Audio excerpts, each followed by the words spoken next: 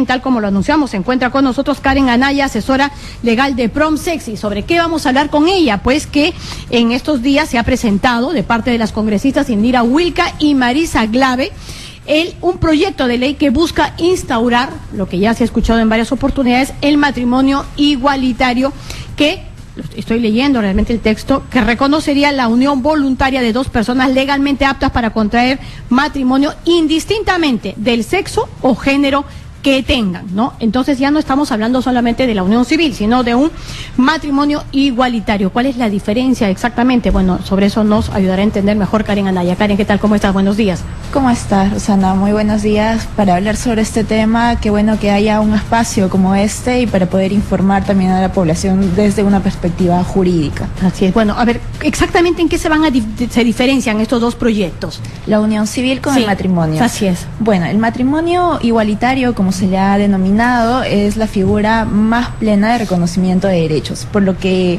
justamente propone, como tú bien has leído, se trata de una modificación al Código Civil que establece, en contraposición a la Constitución, que el matrimonio solo se da entre un hombre y una mujer. Así es. Sin embargo, la unión civil lo que propone es no un intermedio, sino fuera de estas dos figuras que son el matrimonio y la unión de hecho, crear una única figura para las parejas no heterosexuales. Y la unión civil establece una regulación ya me mareé única. Completamente. A ver, entonces, a ver, explícame así como para aprendiz. Sí. Ya, o sea, la diferencia puntual, ¿cuál es? Que la unión civil establece un régimen único de protección jurídica para las uniones. Okay. Así es. En cambio, el matrimonio igualitario lo que hace es señalar que ese artículo que está establecido en el Código Civil, el 234, sería inconstitucional y hay que modificarlo para que no diga hombre y mujer, sino dos personas. Ah, ok. Esto es la modificación de un artículo. Así es. Que entonces simplemente lo que tienen que borrar o modificar es el tema entre un hombre y una mujer. Así es, para que diga entre dos personas, de acuerdo a lo establecido en los principios y derechos que ya reconoce la Constitución. Ya, pero entonces los alcances serían distintos. Pues serían distintos en el sentido claro, entonces suponte, con el matrimonio igualitario, ¿qué paraguas o qué beneficios, si cabe el término, llegas a adquirir a diferencia del de la unión civil? Todos los beneficios que hoy tienen las parejas heterosexuales. Que son, por ejemplo, que por la herencia, una pensión de sobrevivencia, el ser considerado también padre o madre, no sé, de los hijos que uno procree, ¿no? Claro, pero eso también se planteaba en la unión civil. En la unión civil se planteaba que se reconozcan las familias de las personas no heterosexuales. Y evidentemente lo que propusieron en ese momento Bruce y de Belaunde era que la legislación actual no protege justamente a todas las familias, más allá de las parejas, ¿no? Sino también todas las familias en su conformación, hijos, hijas que pudieran tener. Ya, entonces en este caso también se podría se podría abrir las puertas para la adopción. Sí, lo interesante es que, a ver, esta propuesta de matrimonio igualitario... Esta es más ambiciosa. Así es. Mucho más ambiciosa que la de unión civil. Diríamos que sí, porque no establece un régimen único y separado, segregacionista, para las personas no heterosexuales. En ese sentido es el ideal pleno, ¿no? Y es hacia donde los otros países de la región han construido la legislación. Ya. Me dicen que Beatriz Mejía va a intervenir unos minutos respecto a precisamente este planteamiento. Señora Mejía, ¿cómo está? Buenos días. Roxana, muy buenos días. ¿Qué tal? Bueno, su opinión respecto a esta propuesta que, pues, todo indica es más ambiciosa y más amplia que la de la unión civil.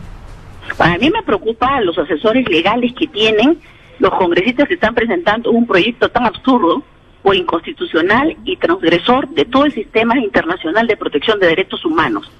Porque el artículo 234 del Código Civil, y que establece el matrimonio entre un hombre y una mujer, en ninguna manera contradice el texto constitucional en ninguno de sus artículos.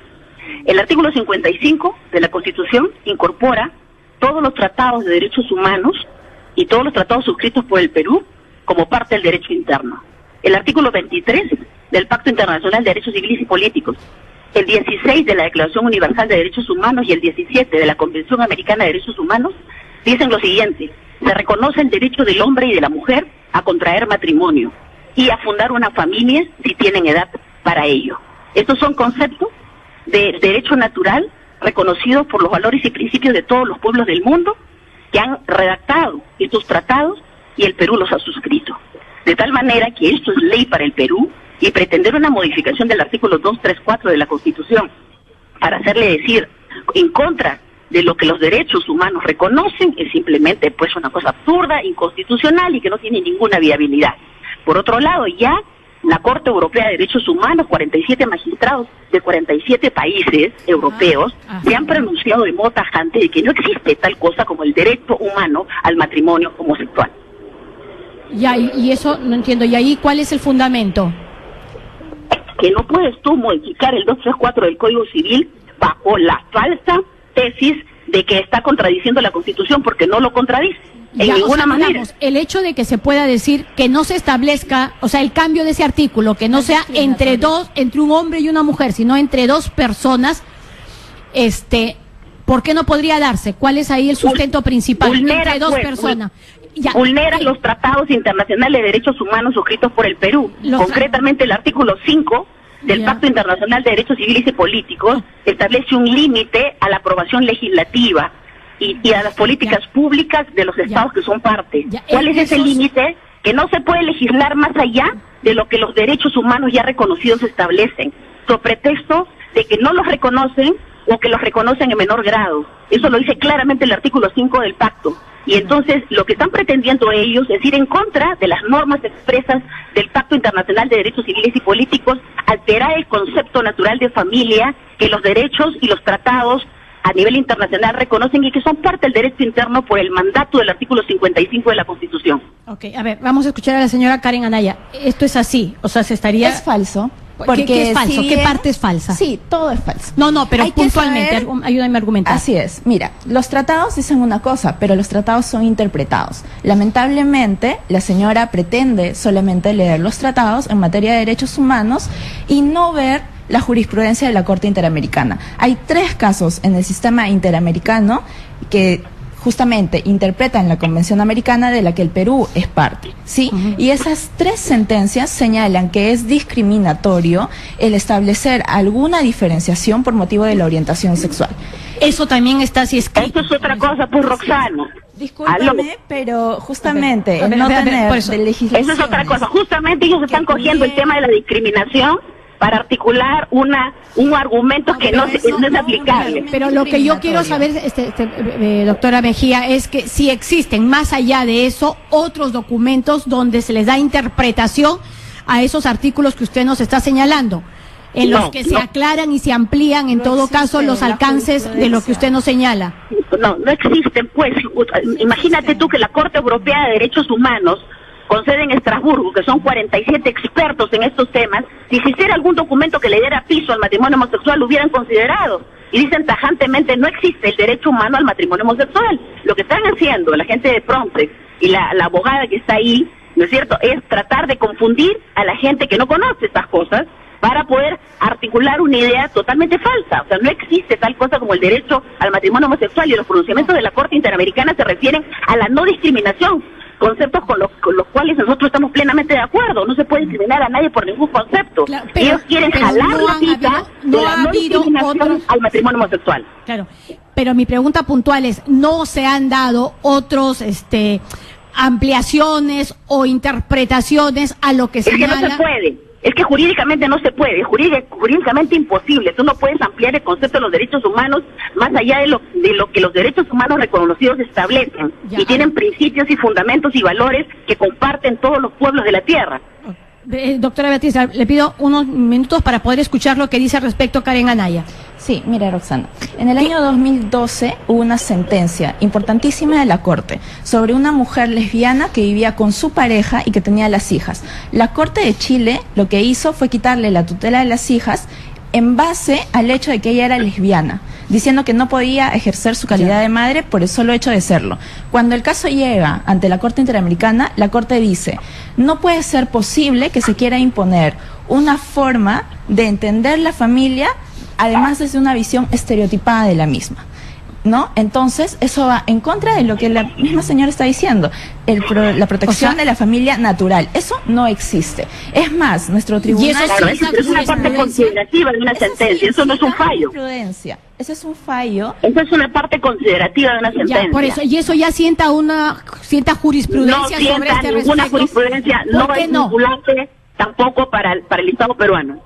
¿Por qué no? O sea, Porque no es eso es una cuestión considerativa de esa sentencia para un caso específico, a partir de un caso específico que tiene que ver además con el derecho a ejercer la patria potestad sobre los hijos, es cosa distinta con relación al matrimonio.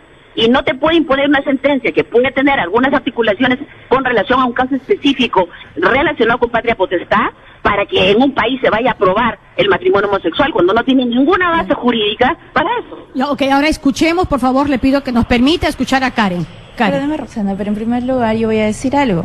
Para hablar sobre el sistema interamericano y los sistemas regionales hay que ser especialista en derecho internacional. Y creo que la señora, por las definiciones y los conceptos que da, no lo es. Ahora entiendo que ella sí ha llevado varios casos a es muy grave lo que estás haciendo, Gisela. Ya, por eso. Entonces, por eso, explícame estos temas. Ya te he dicho, lo que dijo la Corte en el año 2012. Ya, pero se dice que solamente es una considerando, no es necesariamente una sentencia. Eso es falso. A ver, aun cuando pero a ver, escuchemos, por favor, no doctora sea Mejía. parte de un litigio internacional, lo que diga la sentencia en la forma interpretativa que ha señalado la Corte, sí es una pauta que los estados deben seguir al interior de su legislación. Al interior de su legislación y cualquier otra práctica. ¿Sí? Por un lado tenemos el hecho de que se ha señalado respecto a lo que podría ser la tenencia de los niños, sí, pero no respecto al matrimonio, que es lo que nos estaba señalando. No ha llegado nunca un caso de matrimonio a la Corte, eso es cierto. Sin embargo, hay pautas interpretativas que te permiten construir una argumentación a favor. Todo eso es antojadizo, Roxana, por favor. Un ratito, por favor, doctora. Luego tenemos la sentencia contra Colombia, donde Colombia lo que tenía era una legislación no tan avanzada como la de ahora, y que a una pareja de dos personas del mismo sexo no les permitía a una de ellas tener una pensión de sobrevivencia como sí se le permitía a las parejas heterosexuales. ¿Qué dijo la Corte? Que ese tipo de regulación, basándose únicamente en la orientación sexual de las personas, no era posible y no era amparada bajo la Convención Americana. ¿Sí? En ese sentido, tener una regulación para matrimonio únicamente para parejas no heterosexuales y, como dice la señora, no pudiéndose cambiar solamente bajo el argumento de que la orientación sexual de las personas deba ser heterosexual para acceder a dicha figura, es una figura discriminatoria. Ya, entonces es sobre la base de la figura discriminatoria. ¿Te das cuenta, Rosana? Toda esa argumentación, ¿me permites hablar, Rosana? No, sí, por eso estoy preguntándole. Toda esa argumentación deriva del tema de discriminación. Entonces ellos están jalando la pita del tema de discriminación para articular toda una fundamentación de los supuestos derechos que quieren que sean reconocidos al matrimonio homosexual, pero es un argumento, a adoptar niños y a fundar familias homosexuales, que no tienen ninguna base en el sistema jurídico internacional y en el nacional. Ahora quiero aclararle a la señorita quiero preguntarle si ese no es un argumento sólido, el tema de la discriminación, no es un argumento sólido para este caso del que estamos justamente debatiendo. Roxana, es que son categorías distintas. Una cosa es el tema de discriminación, que nadie lo discute. No se puede discriminar a nadie por ningún concepto. No solamente por el tema de que pueda ser homosexual o lesbiana, por ningún concepto puede discriminar para los efectos de aplicar el rigor de la igualdad ante la ley. Eso es un tema jurídico, pero ellos están tratando de jalar el tema de discriminación para lograr una supuesta conquista de derechos que no existen, que no tienen basamento jurídico. Y quiero aclararle a esta niña que está hablando, digamos, como abogada de Promsex, quiero explicarle lo siguiente, ¿no? Yo tengo más de 35 años de abogada y he trabajado desde los 17 años en el campo de derechos humanos.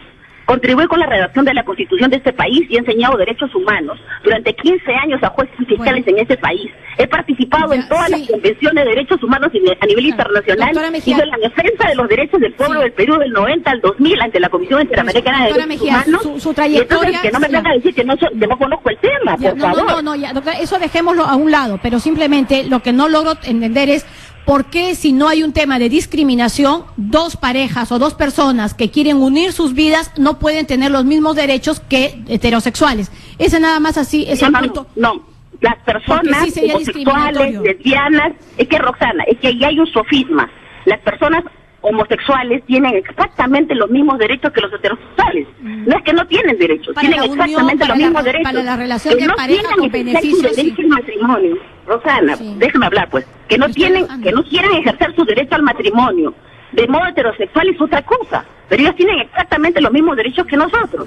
Nadie les está discriminando sus derechos. Entonces ellos quieren tener un plus derecho, o sea, una situación de prerrogativa excepcional para casarse, no solamente entre personas del mismo sexo, sino se ha postulado en otros países para casarse con un animal, para casarse, no sé, con diferentes... No, pero acá están proponiendo 2 personas, porque es cierto, usted dice, claro, porque no se quieren adecuar a lo que tendría que ser un comportamiento heterosexual. Pero si una mujer se enamora de otra mujer, o sea, se enamora pues de otra mujer, no se enamoró de un hombre, ¿por qué no pueden tener el mismo derecho? Nada más, así de simple. No, porque no existe la base jurídica internacional y nacional para eso, porque lo que sustenta el orden normativo, constitucional y de derechos humanos son principios y valores. Y los principios y valores no los hemos inventado las iglesias cristianas, o dicen ahí un grupito religiosos, como dice la ministra de Educación, sino que están inmanentes en el corazón de los hombres y de las sociedades del mundo. Tal es así que son parte de las normas internacionales de derechos humanos que el Perú ha suscrito. Si ellos quieren cambiar esto, o sea, quieren cambiar el orden de los valores y principios de las sociedades del mundo, tienen que contar con la aprobación de las sociedades del mundo. Tal es así que cuando se ha debatido este tema, si quieren cambiar la política social, tendrá que aprobarlo la población peruana, no un grupo de parlamentarios en el Congreso, sino la población peruana, con un tema de política social. Sí, y el Perú dirá, pues, si está de acuerdo o no está de acuerdo. Bien. Creo que este tema meritaría un pronunciamiento de la propia población. Muy bien, muchísimas gracias por ese contacto telefónico, doctora Beatriz. Gracias, Rosana. Buenos días. Roxana, solo para también señalarle a la gente que lo que se acaba de decir sobre los derechos humanos sometidos a votación de las mayorías es imposible, ¿sí? Y otra vez me voy a remitir, porque es importante, a la jurisprudencia de la Corte, que creo que se pretende desconocer y que es importantísimo. Se ha señalado que los derechos humanos son un límite incluso a las exigencias y las decisiones de las mayorías, incluso legitimadas en poderes como el legislativo. En ese sentido, las discusiones y las argumentaciones bien tienen que ir por lo jurídico. Sin embargo, no podemos pretender desconocer que ya hay jurisprudencia que justamente señala lo que hemos venido diciendo. Pero ¿por qué esa jurisprudencia? Llevándolo solo al tema legal, porque ese es el debate, porque en lo que a mí respecta, yo sí creo que eso, digamos, debería de caminar en el tema de la unión civil. Valga en verdad, me parecía un proyecto sumamente interesante. El de acá necesito evaluarlo un poco más. Pero lo que nos explicaba Beatriz es algo así como que jalas un argumento pequeño de una sentencia, otro de otro, y junto nos va llevando pues a una lógica para poder aplicarla ya. Es algo así como cuando vas construyendo casi un monstruito, ¿no es cierto? Eso es lo que nos trata de decir, o sea, pero que si existiera realmente así de claro, ya se habría aplicado pues en otras legislaciones no existe, de la porque región. Nunca llegó un caso sobre matrimonio a la Corte y seguramente es muy difícil que en los próximos años llegue. Sin embargo, lo que hace la Corte es establecer pautas interpretativas sobre los derechos ya reconocidos en la Convención, ¿sí? Y no podemos pretender señalar que lo que ha dicho la Corte sobre las familias estereotipadas, ¿no? Y solo sobre ellas va a haber protección, que se desconozca por el Estado peruano, porque cuando el Estado peruano llegue ante la Corte Interamericana, la Corte va a hacer reflexión sobre sus sentencias anteriores y le va a recordar al Estado, como le ha recordado a muchos otros, que ya estableció desde el año 2012 que la orientación sexual es un motivo prohibido de discriminación. Y en ese sentido, otra vez, la diferenciación que existe hoy en día para establecer o no un régimen jurídico de protección de las relaciones de pareja y familiares, basándose únicamente en la orientación sexual, que además es un motivo prohibido, pues resulta un trato discriminatorio. Si eso no lo quieren aceptar, entonces nos damos cuenta de quiénes son las personas que están detrás de las campañas de Con mis hijos no te metas, no a la ideología de género, y que evidentemente lo que hacen es señalar que solamente están protegiendo su derecho a la educación. Sin embargo, lo que de verdad están develando es que lo que quieren seguir haciendo es mantener una situación de discriminación hacia determinadas personas que ellos no consideran normales, y que bajo esa categoría de no normalidad, las personas no solamente no tienen acceso al matrimonio en este país, sino que son golpeadas todos los días y hasta asesinadas. Ojalá y eso se lo pueda sabemos. Desterrar, en verdad, todos Así es. esos prejuicios discriminatorios. Bien, muchísimas gracias por haber estado con nosotros, Karen. Ha sido Karen Anaya, asesora legal de PROMSEX. Nosotros nos vamos a una brevísima pausa y al regresar el análisis de la coyuntura política de la semana estarán con nosotros Fernando Vivas, periodista, analista político, y también Julio Esquiapa. Ya regresamos.